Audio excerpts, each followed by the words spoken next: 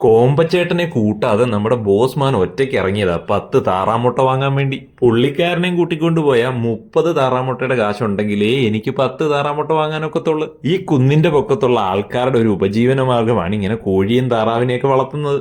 ആദ്യം കണ്ട 3-4 വീടുകളിൽ കയറി ചോദിച്ച്, കേറുന്നിടത്ത് എങ്ങും താറാവില്ലടേ, കോഴികൾ മാത്രമേ ഉള്ളൂ. അതും GPS ഘടിപ്പിച്ച കോഴികൾ. മിക്കവാറും ഉള്ള കോഴികളുടെ എല്ലാം തൂവലില് റിബൺ പോലൊരു സാധനം പിന്നി വെച്ചിട്ടുണ്ട്. അതെന്തിനാണെന്ന് ചോദിച്ചു കഴിഞ്ഞാൽ അപ്പുറത്തെയും ഇപ്പുറത്തെയും വീട്ടിലോ ഒരേ കളറുള്ള കോഴികളെ തിരിച്ചറിയാനാണത്രേ. കുന്നു കയറി ബോസ്മാൻ മുട്ടയിട്ടതല്ലാതെ ഒറ്റ താറാമുട്ട പോലും ബോസ്മാൻ കിട്ടിയില്ല.